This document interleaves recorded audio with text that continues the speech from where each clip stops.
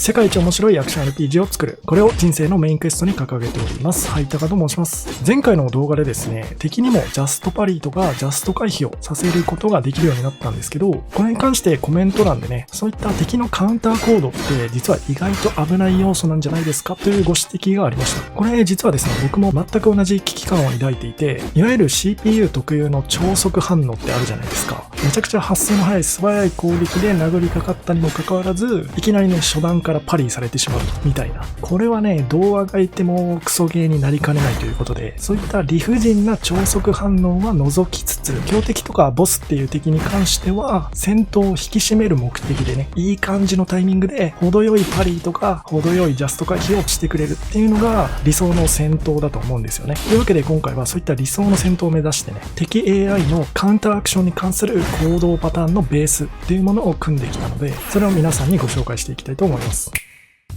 それではこちらが実際の敵 AI の中身ですね。つまり敵キャラクターの脳みそに当たる部分です。ビヘイビアツリーと呼ばれる画面なんですが、ツリーという名前の通りね、樹形図上で行動が分岐していくというような形式になっています。流れとしては上から下方向、左から右方向へと敵の思考パターンが流れていくことになります。さらにですね、こちらのブラックボードと呼ばれるエリアには、リアルタイムで色々な数値を格納しておいて、状況判断の時にね、参照できるようになってあります。HP やスタミナの残量であったり、プレイヤーが攻撃したタイミングなんかもここで見ることができるんですね。これ悪用しちゃったらそれはもう超理不尽な敵が出来上がってしまうことでしょうけど、そうはならないようにね、いい感じに引き締まった戦闘を提供してくれるような敵の脳みそっていうのを目指して作っていきます。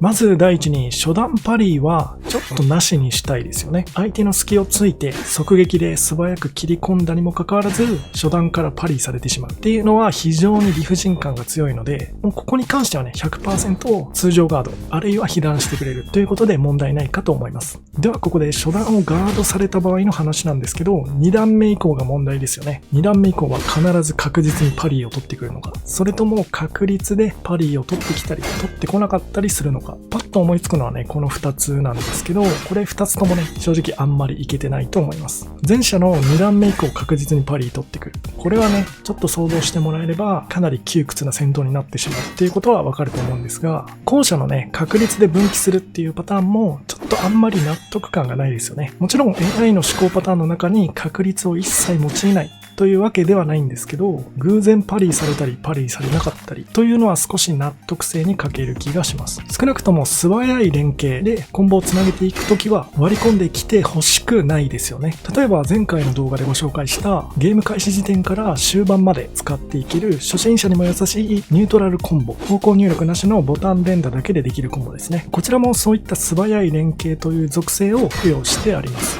例えば四角ボタン3回連続で押してみましょう。側撃で3回切り刻むことができます。このルートであれば2段目以降もパリで割り込まれずにゴリゴリと相手のスタミナを削っていくことができます。ここで例えば3段目をね、ちょっと欲張って上方向の銃撃、兜割りとかにしてみると、こんな感じでね、ジャストパリでしっかりと割り込んできます。さらにもう一歩欲張ってニュートラル3連撃の後に兜割り、こちらも同様にジャストパリで割り込んできますね。こんな感じで強敵とかボスというエネミーに関しては最初の方ガードされてるにもかかわらず少し欲張った銃撃をしてしまうとしっかりとジャストパリで割り込んでくるっていうのがいい感じの塩梅なのかなと現状は思ってます。で、ここまで聞くと、あれちょっと待てよ、銃撃弱くねえかという印象を抱く方が結構多いと思うんですけど、続いてちょっと右方向の攻撃見ていきましょうか。右側撃1文字、銃撃が点1文字。この2つですね、名前が似てるというのもあって、察しのいい方はお気づきかと思うんですが、つなげると非常に相性のいい連携になります。いわゆるさっき言ってた素早い連携ってやつですね。格ゲーマー向けの言い方をすると、連続ガード、連ガなんて言うと伝わりやすいかもしれませんね。側撃から銃撃に続くコンボなんですけど、これも連ガになってるので、例えば敵とかがね、もう最初からガード構えてて、明らかこいつ剣に徹してるな、なんて場合は、この一文字ルートをね、決めることで、しっかりと銃撃をガードさせてね、スタミナをごっそりと持っていくことができます。反対に相手の攻撃後の隙とかを狙う場合、こちらの攻撃がおそらく当たるだろうなということが分かっている場合には、さっき紹介したね、ニュートラルのコンボだったり、あるいはさらに上位の左上連撃を打ち込んでいくことによって、ヒットしていた場合は大きな火力を取ることができます。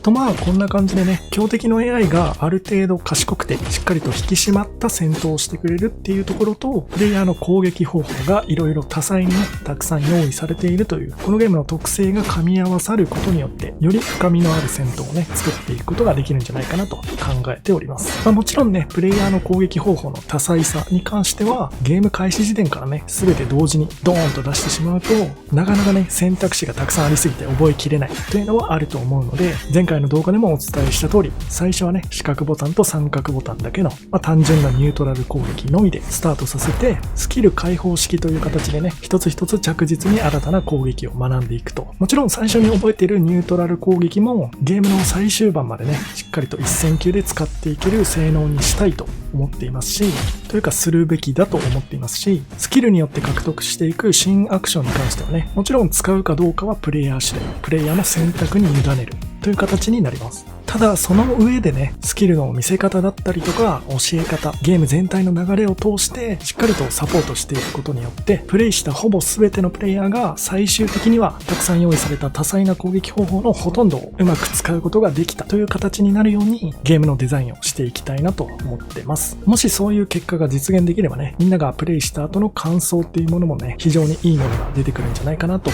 思うので、そのあたりをね、目標に今後もゲーム制作の方を続けていきます。というわけで今回この辺で終わりたいと思います。また来週もよろしくお願いします。